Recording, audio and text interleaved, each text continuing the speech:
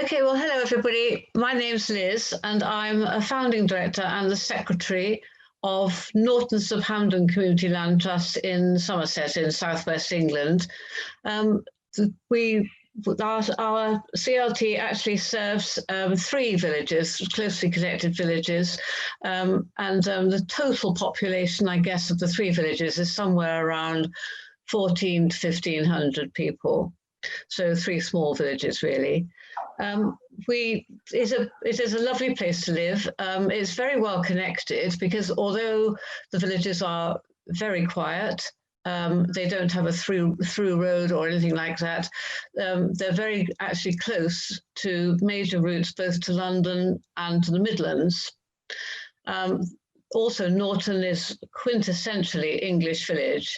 It's very, very pretty, lots and lots of old stone cottages, a lot of them thatched. There's a very attractive village centre.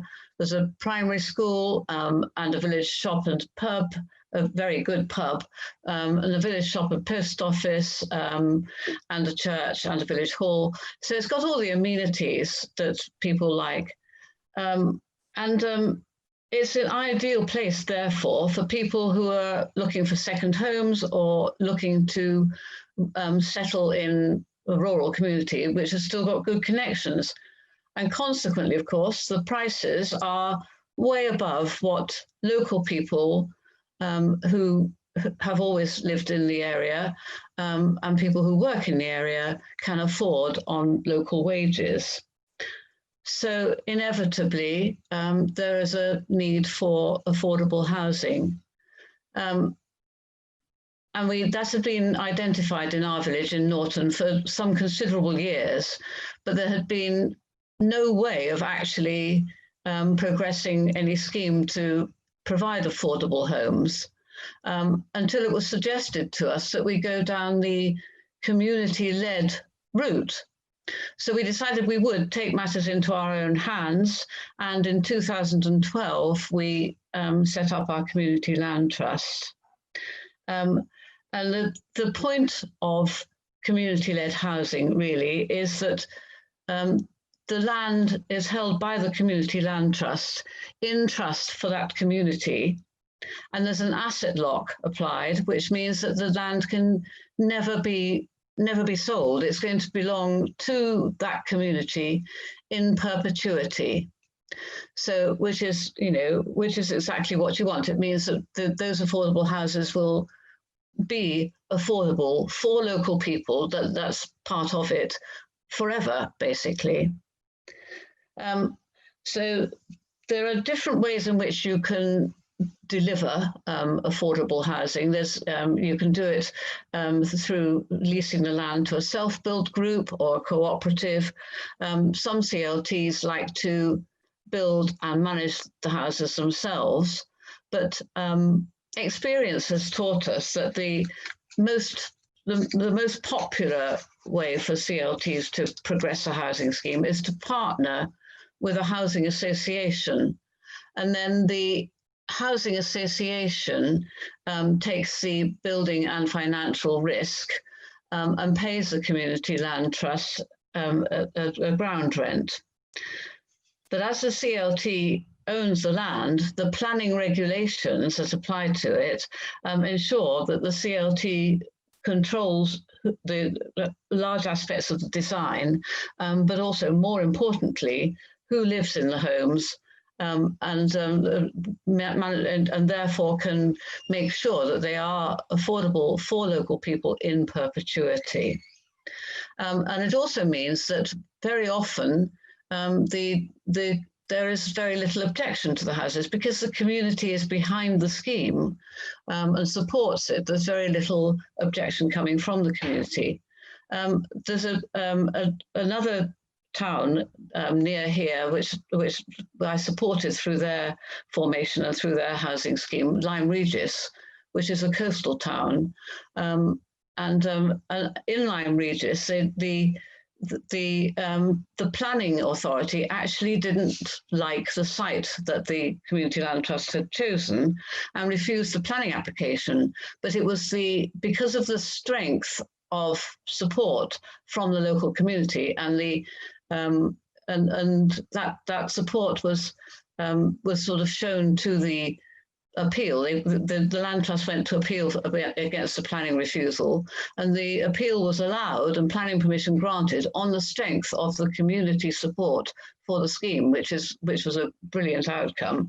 And as you can see from that picture, those houses are now completed as well. And ours in Norton have been completed since 2014.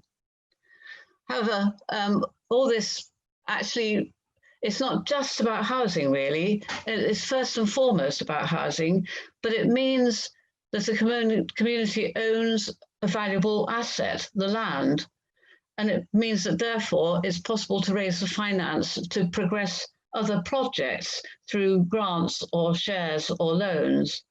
And therefore, the community is able to consider any other ventures that they feel would be of benefit to their community. And here in Norton sub Hamdon, we had known for some years that we were at risk of losing our village shop. The owner of the shop was really overdue retirement, and he was sort of very aware of the fact that it was the business was no longer commercially viable and therefore couldn't be sold or wouldn't sell. And he'd been hanging on for years, hoping that something would crop up that would happen that would mean that he didn't have to close the shop. And of course, then when the Community Land Trust was formed, he asked if we would consider taking on the business of the shop. And we did a feasibility study and all the other things you have to do, and decided that we would. And, you know, because we're not interested in it being commercially viable, we work with volunteers, and we just want to keep it open for the benefit of our community. So, and of course, the village shop it's not just a shop, it's not just a convenience store. It's a central hub for the village. It's an agent for other services. It's a box office for village events.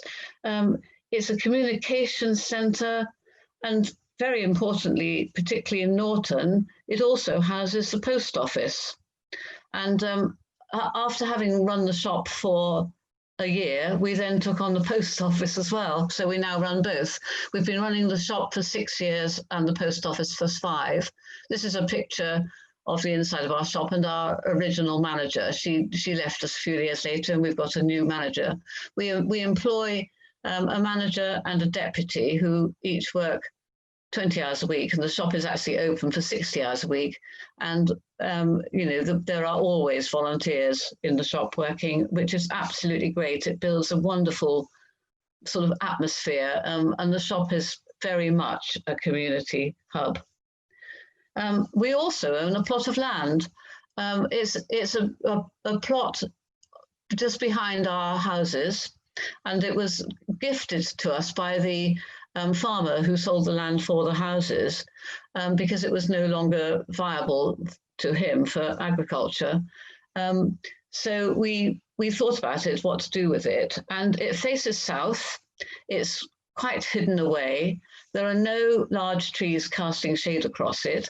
So we thought about sort of thinking about having a ground-mounted array of solar panels, which in turn we thought would feed electricity into the national grid, and therefore create more income for the Community Land Trust to use for other benefit for the community. And we were even lucky enough to get a grant which covered the entire cost of the planning application, which was great. And we got our planning permission to do that. But unfortunately, shortly afterwards, the government withdrew all subsidies for renewable energy schemes, and the payback, the payback tariff was reduced, and they sort of stopped the incentives for investors and everything else. So basically, we haven't been able to progress our solar scheme to date. We keep our fingers crossed and hope that one day the political situation will change and we will be able to have our solar array. In the meantime, we have offered the land to local tree planting groups to use as a nursery to bring on baby trees prior to their being sort of planted out in their permanent sites. So we hope that the land might prove useful in that way. As you heard with Granby 4 Street, with wonderful development in Liverpool, there's a lot of other ways of progressing affordable housing than building new, as we did. And purchase and refurbishment is a really good way. And in Granby, they've used old houses, which were going to be demolished, and they've refurbished those in such a wonderful way. But if you think about it, it could also be applied to empty shops, empty office blocks, and to reawaken, bring life back into town centres, and particularly after the devastation caused by coronavirus. I think that could be a very good way forward, again, for community land trusts to go. The big thing being, of course, that for a community land trust, profit is not the main objective. The main objective is about realising potential and about achieving aspirations and building a cohesive and sustainable future for your community. And that I think is the big difference. And then that you start to realise that once you've created your CLT, you realise how much potential there is there. Having something like a CLT empowers your community, and then with that empowerment comes sustainability as well. And in England, many villages and small towns have lost services, not just shops and post offices, but they've lost bus services, libraries, workspaces, and most of all, pubs. There are so many village pubs closing all across England, which is really sad, because they are, they're the centre of a lot of communities. And then there's a need for environmental schemes, sort of things such as renewable energy schemes, obviously, and allotments and woodlands and community farms. And CLTs across the country can take on these things and do them, and all sorts of other things. I even know of one. I've been sort of working with one CLT that's considering sort of acquiring a large redundant Victorian rectory and turning it into a home for local elderly residents, because otherwise they'd have to leave the area and go an awful long way to get the care that they need. I know of another one up in Yorkshire, actually, so I haven't been working with this group, but I've heard of them, who took over a cheese factory which closed, and the cheese factory was the principal employer in the area, and they took that over and have kept that going and producing gorgeous cheese. And I know of another one that took over its local petrol station, because otherwise the local people couldn't buy petrol, and it's all sorts of things. Anything that comes up, you can do. And I think that really is the message. If you want something for your community, do it yourself. And most of all, of course, housing. That's really where it all starts. And I mentioned earlier about community shares and the ability for community land trusts to raise money. And there's the difference between community shares and shares in a company that trades on the stock exchange or whatever, are that community shares pay little or no interest.